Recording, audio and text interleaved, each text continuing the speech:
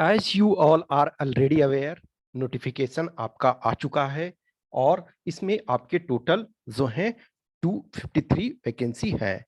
तो इस ये इंफॉर्मेशन आपको पता है। इसमें से कुछ ऐसे कैंडिडेट हैं जो फर्स्ट टाइम एपीयर हो रहे हैं, जो आप पुराने खिलाड़ी हैं, पुराने जो पहले आप एपीयर हो चुके हो, कुछ लोग ऑलरेडी हैं, रिटेन क्वालिफाई कर चुके हो। लेकिन जो फर्स्ट टाइम होते हैं उनके पास बहुत डाउट होता है। इनफैक्ट इट्स बेटर है कि फर्स्ट अभी ही उन चीज़ों को क्लियर कर लो। बहुत सारे जो सेलेक्टेड कैंडिडेट हैं, इनफैक्ट उसके बाद भी उनको प्रॉब्लम होता, क्यों? क्योंकि वो इनिशियल टाइम में उन्हें पता नहीं होता।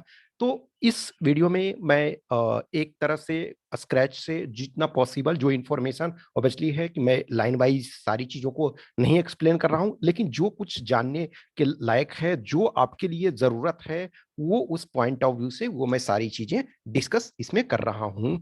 जो आपका इसमें री मेडिकल वगैरह का इशू है कि री मेडिकल में कुछ चेंजेज हुए हैं, तो वो चेंजेज के बारे में भी हम लिटिल आपको इस पर डिस्कस करेंगे इस वीडियो में। जो आपका डाउट है कि नेक्स्ट डे ही होगा या और उसमें से कुछ कंडीशंस हैं तो क्या होंगे, बहुत सारी सिचुएशंस हैं, तो उसको भी मैं थोड़ा सा उस पर लाइट आपको दूंगा उस पर। इन द सेंस कि देखो, वो फर्स्ट टाइम इस बार इंप्लीमेंट होगा, तो फर्स्ट टाइम इंप्लीमेंट जब होता है तो बहुत सारी चीजें प्रॉब्लम होती है। और एक चीज ध्यान रखो कि जब रूल्स लोग बनाते हैं ना, तो रूल्स बनाने के बाद उसमें कॉम्प्लिकेशन जब उसको इंप्लीमेंट करने लगते हैं तब होता है। तो बहुत सारी चीजों को रियल लाइफ का सिचुएशन को कोई अभी नहीं बता सकता है जब वो एक तरह से स्टार्ट होगा। क्योंकि देखो, जब गैजेटेड ऑफिसर की बात होती है तो डिफरेंट इश्यूज होते हैं। अब कुछ और सारी चीजें जब होती है कि रैंडम किसी को ये कर दिया जाएगा, तो आपके पास विकल्प होता है कोर्ट में जाने का, कैंडिडेट्स वो जाते हैं। तो इसमें हम वो डिस्कस करेंगे। तो आप ऑलरेडी अवेयर हो कि सीट्स टोटल 253 हैं।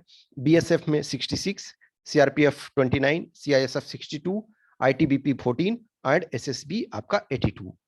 10% एक सर्विसमैन के लिए होता है। लेकिन यदि एक सर्विसमैन का कोटा यदि फुल नहीं हो रहा है, उतने कैंडिडेट नहीं मिल पा रहे हैं, तो वो नॉन सर्विसमैन में ये हो जाता है। जस्ट फॉर एग्जांपल लो, 2020 है, तो 2020 में मान के चलो कि जो वैकेंसी था उसमें से एक तरह से 12 कैंडिडेट ही मिल पाए। इन द सेंस कि 210 यदि आपके पास वैकेंसी था, तो इसमें से 21 होना चाहिए आपका ईडब्ल्यूएस का, लेकिन सॉरी एक सर्विसमैन का, लेकिन 12 ही मान के चलो मिल पाए। तो 12 यदि मिल पाए तो बाकी जो रिमेनिंग सीट है वो आपका नॉन एक्स सर्विसमैन में फिर उसके बाद वो कोटे के अनुसार डिसाइड कर दिया जाता है। नोटिफिकेशन डेट, सॉरी सॉरी, ये नोटिफिकेशन डेट ये आपका 24 अप्रैल, ठीक है, आई एम सॉरी, 24 अप्रैल आपका 22। एंड लास्ट डेट आपका जो है 10 मई 2022 6 PM इन द सेंस, ठीक है, 5:59। एग्जाम डेट आपका 7 अगस्त है।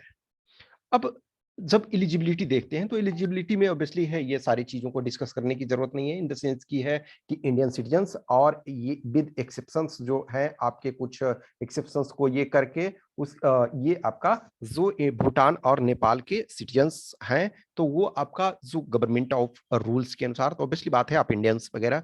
अब ये देखो, male and female all candidates are eligible for appointment to post of assistant commandant. Initially देखो, सारे जो 5 पार्टिसिपेटिंग फोर्स हैं सब में अलग अलग टाइम पे दिया गया। फॉर एग्जांपल सीआरपीएफ, सीआईएसएफ, ये सब में अर्लीस्ट से दिया हुआ है। फिर देखो बाद में बीएसएफ में अलाउ किया गया, फिर आईटीबीपी में अलाउ किया गया, यानी धीरे धीरे करके सब में अलाउ किया गया। लेकिन पहले आपका सारे में अलाउ नहीं था, लेकिन आज की डेट में वीमेन को, फीमेल कैंडिडेट का सब में अलाउ है। नेक्स्ट आपका जो एज है, तो इन जनरल कैटेगरी के जो कैंडिडेट हैं तो 20 से 25 ईयर्स, यानी कि 20 आपने कंप्लीट कर लिया है, लेकिन 25 आपका कंप्लीट 1 अगस्त 2022 को नहीं हुआ है। यानी कि आपका जो डेट ऑफ बर्थ पड़ना चाहिए 2 अगस्त 1997 से लेकर के 1 अगस्त 2002 तक, इसके बीच में होना चाहिए। यदि ओबीसी हैं तो 3 ईयर्स इसमें ऐड कर लो, SC ST हो तो 5 ईयर्स इसमें ऐड कर लो। ओके, मैक्सिमम में, मिनिमम तो 20 सबका रहेगा। फिर आप सपोज एक सर्विसमैन हो, उसमें भी 5 ईयर्स ऐड कर लो अपने ग्रुप के अनुसार। अब सपोज कोई ओबीसी है और तो ओबीसी का ऑलरेडी 28 मान के चलो मैक्सिमम है। अब आप एक सर्विसमैन है तो इसमें 5 ऐड कर लो। SC है या एसटी हैं और एक्स सर्विसमैन है तो 5 ऐड कर लो। फिर आप या तो सिविलियन सेंट्रल सिविलियन जॉब में है तो 5 आप ऐड कर लो, ठीक है। तो ये आपका इस अनुसार है कि जो आपका इनफैक्ट एक्स सर्विसमैन होते हैं उनको 5 ईयर्स मिलता है, अप टू 5 ईयर्स, और जो सेंट्रल गवर्नमेंट के जो सिविलियन जॉब है उनको भी 5 मिलता है। तो आप अपने उस कैटेगरी में 5 ऐड कर लोगे। नेक्स्ट आपका एजुकेशनल क्वालिफिकेशन। तो देखो एजुकेशनल क्वालिफिकेशन में इन सिंपल लेमैन टर्म में आप समझो कि आप ग्रेजुएट हो। ग्रेजुएट और इक्विवेलेंट इन द सेंस कि यूजीसी का जो एक्ट है उसके अनुसार, यानी कि +3, जैसे 10 + 2 + 3 यानी ग्रेजुएशन। लेकिन किसी ने मान के चलो 4 ईयर्स का इंजीनियरिंग कर रखा है, या आर्किटेक्चर कर रखा है, या कुछ और कर रखा है, या फिर लॉ कर रखा है इंटीग्रेटेड, या जो भी है, या एमबीबीएस कर रखा, तो यानी कि इक्विवेलेंट आपका मिनिमम जो 10 + 2 + 3 और 3 के बाद उस इक्विवेलेंट जो भी डिग्री आपका है वो होना चाहिए। एक चीज और, सो ये पियरिंग कैंडिडेट है, हर साल ऐसे कैंडिडेट होते हैं, और हर साल कुछ ऐसे कैंडिडेट होते हैं जो इसमें रिटेन तो क्वालिफाई कर जाते हैं लेकिन तब तक उनका ग्रेजुएशन क्लियर नहीं होता है। तो आपका अभी जो एपियरिंग में हो, 3rd ईयर में हो, मान के चलो कि किसी का एग्जाम स्टार्ट हो चुका है, किसी का एग्जाम, चूंकि इंडिया में एन नंबर ऑफ यूनिवर्सिटीज हैं, यदि यूनिवर्सिटी के मामले में हम देखें तो 900+ यूनिवर्सिटी हैं, तो हर यूनिवर्सिटी का अलग अलग एग्जाम होता है। कुछ आपके ऑटोनोमस बॉडी हैं, इन द सेंस कुछ और हैं डीम्ड टू ये यूनिवर्सिटी हैं, कुछ अलग अलग टाइप के हैं। तो अब मान के चलो कोई निफ्ट है, या आईआईटीज हैं, एनआईटीज हैं, आपके फिर आईआईएम्स हैं, तो डिफरेंट डिफरेंट जो आपके इंस्टीट्यूशंस हैं उनके डिफरेंट टाइम में एग्जाम होते हैं। लेकिन आपका क्या होना चाहिए कि पास होने का आपके पास प्रूफ जो है वो अभी नहीं, डीएएफ जब भरते हैं, डिटेल एप्लीकेशन फॉर्म, जो लोग रिटेन क्वालिफाई होते हैं, तो रिटेन क्वालिफाई होने के डीएएफ फिल करने के लास्ट डेट के पहले का होना चाहिए। मान के चलो कि अभी आपका जो फॉर्म भर रहे हो, अभी आप ये पेरिंग लिख दो, लेकिन आपका एग्जाम जो है 7 अगस्त को होना है।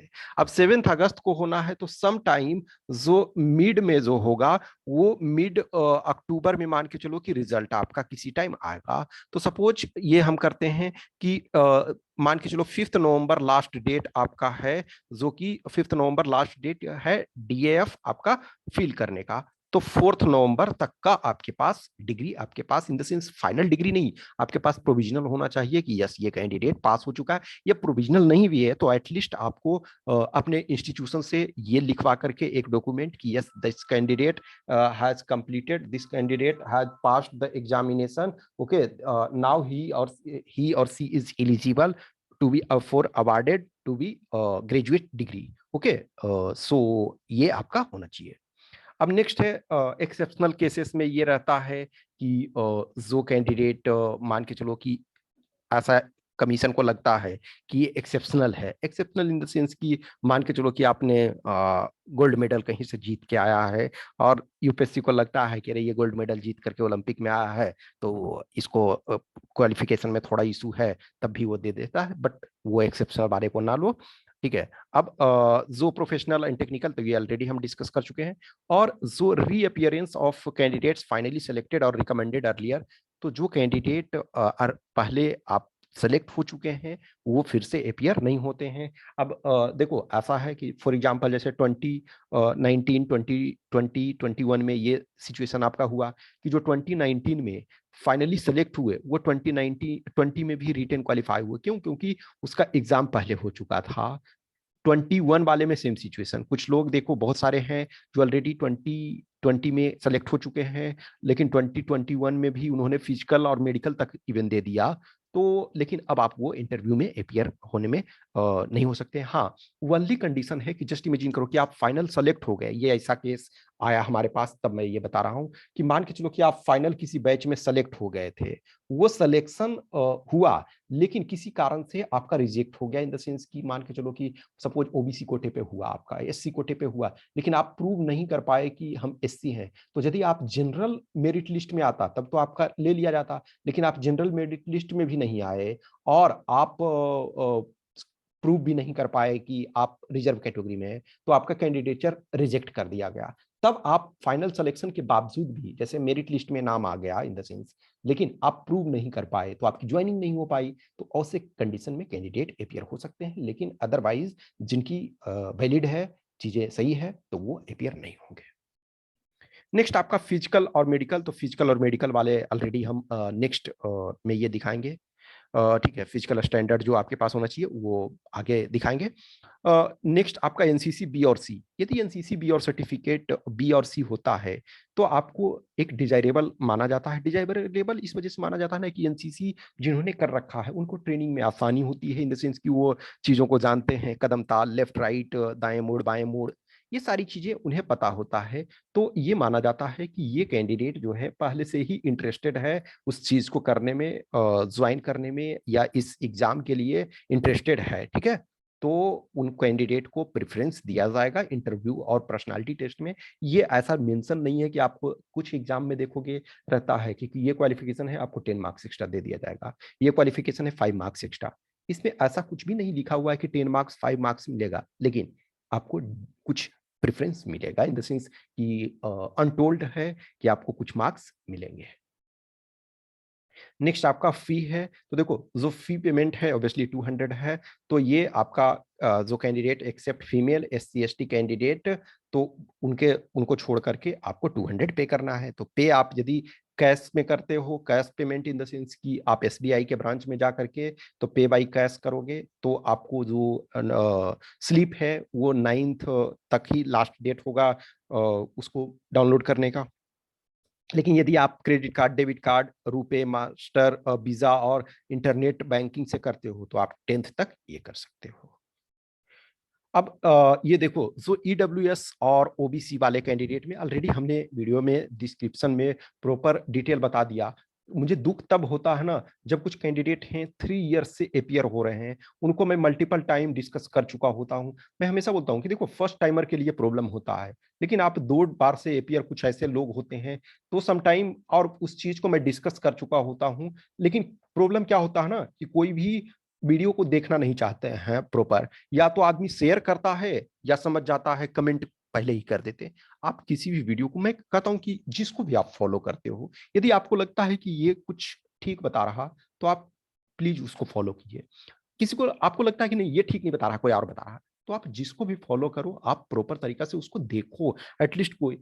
अब कुछ ऐसे कैंडिडेट होते हैं, कुछ लोग मेरे साथ ऐसा हुआ तब मैं बता रहा हूँ, कुछ ऐसे कैंडिडेट हैं वीडियो देखते भी नहीं है और तुरंत कमेंट ऐसे कर देते हैं, अरे यार आप उस चीज को देखो। तो इसमें मैं आज खुद मैं इस चीज के बारे में ऑलरेडी बता चुका हूं, लेकिन उसके बावजूद भी डाउट हुआ तो मैं ये बता रहा हूं। देखो इसमें ईडब्ल्यूएस वाले में कुछ का प्रॉब्लम ये है कि 2 जगह इससे नोटिफिकेशन लिखा हुआ है।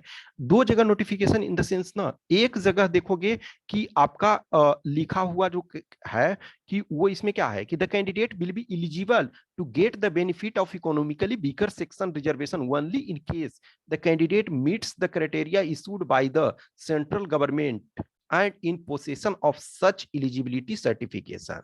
तो एक जगह यहां तक ही लिखा हुआ है, तो यहां तक क्लियर नहीं होता है। दूसरे पेज में यदि आप देखोगे तो ये जो है पेज नंबर 3 में देखोगे नोटिफिकेशन में, तो वहां दूसरा ये लिखा हुआ इन द सेंस कि ये गवर्नमेंट के एलिजिबिलिटी क्राइटेरिया के अनुसार, ठीक है ना, एलिजिबिलिटी सर्टिफिकेशन। अब दूसरा जगह ये जो लिखा हुआ पेज नंबर 3 में जो है कि ये candidate of CAPF AC exam 2022 will be eligible to get the benefit of economically weaker section reservation only in case the candidate meets the criteria issued by the central government and is in possession of requisite income and asset certificate based on the income for financial year 21-22। यानी कि जो अभी आपका 31 मार्च 2022 को जो financial year बीता है, तो 21-22 के इनकम के अनुसार, अब देखो सब 21-22 इनकम है, इसका मतलब ये आपका 1 अप्रैल से लेकर के और आपका 9th मई के बीच का बना हुआ होना चाहिए। तो 1 अप्रैल 2022 से लेकर के 9th मई 2022 के बीच का बना हुआ होना चाहिए, वो आपका वैलिड होगा। तो वो क्या रहेगा कि valid for financial year 2022-23 but based on income and asset, okay, asset and income certificate जो है वो इनकम जो फाइनेंशियल ईयर जो है वो 2021-22 के आधार पे होना चाहिए। तो दो फॉर्म में ये लिखा हुआ है। तो पहला एक जगह जिन्होंने शायद फर्स्ट वाला पढ़ा होगा उनको ये डाउट, तो ये आपको, ये मैं स्पेसिफिक मैंने पहले ही आपको इस पर डिस्कस कर दिया था। अब ओबीसी कैंडिडेट जो होते हैं तो उनका क्या है,